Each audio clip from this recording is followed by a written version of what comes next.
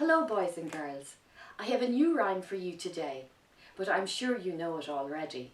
It's called I'm a little teapot. I'm a little teapot, short and stout. Here's my handle and here's my spout. When I see the teacups, hear me shout. Tip me up and pour me out. Last week some of you drew beautiful tree houses for me. And today I have a poem called A Tree House. A Tree House by Donna D. Cooner. A tree house, a me house, a hideaway and sea house, a lizard house, a bird house, a leave the world beneath house, a yelling house, a singing house, a quiet as a mouse house, a greenhouse, a dream house, the only you and me house, and whatever you want to be house, a tree house. Dia dhéobh fáistí, tá dána go miniuh, ag sprí sa teach. Tá oisín beag san olcadáin, ag sugra is ag sprí. Tá oisín beag san olcadáin, ag sprí leis an lach a bhuí. Tá seán sa seomra lapa, ag sugra is ag sprí. Tá seán sa seomra lapa, ag sprí leis an eitleán buí. Tá gach duine sa seomra site. Tá mami agus daddy, Seán agus Siafra agus Oisín sa seomra site. Tá siad ag féacant scanán. Tá Oisín ag ithe grán rósta. Tá Seán ag ól seachlóid he. So we were learning about Polly putting the kettle on last week.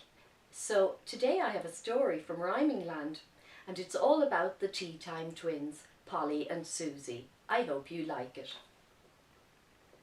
Polly and Susie were twins. They lived in a little cottage down the lane from the Dumpling family. Although they were twins, they were the opposite of each other in every way. Polly was tall for her age, with dark hair and blue eyes, whereas Susie was short and blonde with green eyes.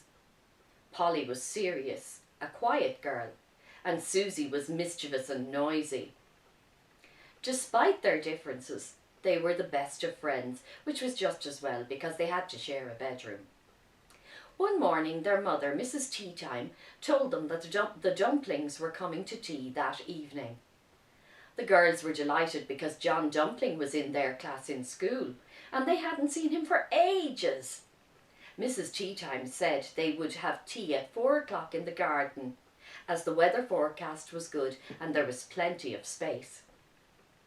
I have lots of preparations to make, said their mother, and I'll need you two to help. Yay! Shouted the girls, and they set to work. Polly set out the garden furniture and Susie wiped it down. Susie got the tablecloth and cushions, and Polly put them in place.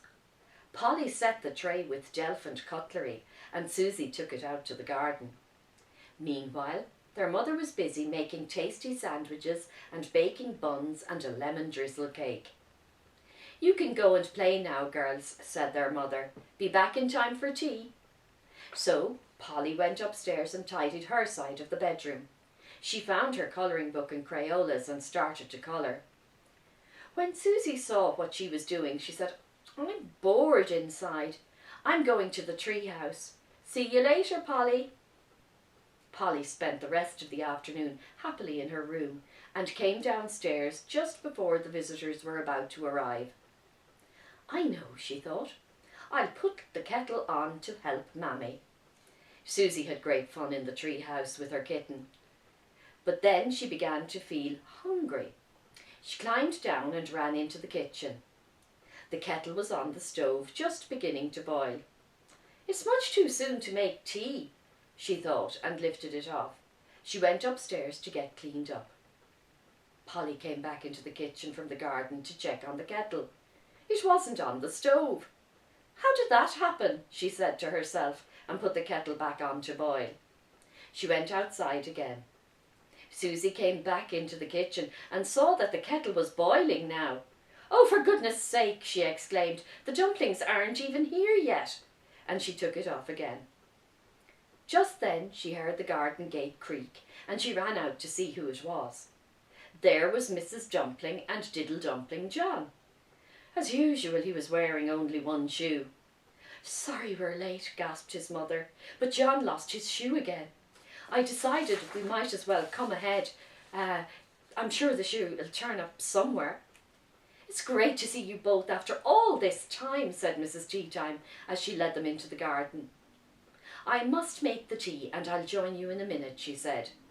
Polly said, "Mammy, I put the kettle on." "Good girl," said her mother. "But I took it off again," said Susie. "Oh dear," said her mother. "But I put it on again," said Polly. "But I took it off again," said Susie. "What a pair of sillies," laughed her mother, and everyone began to laugh. "Don't worry," said Mrs. Dumpling, "we won't go away." "Too right," said John hungrily. "Your mam makes the best lemon drizzle cake in all of Rhyming Land."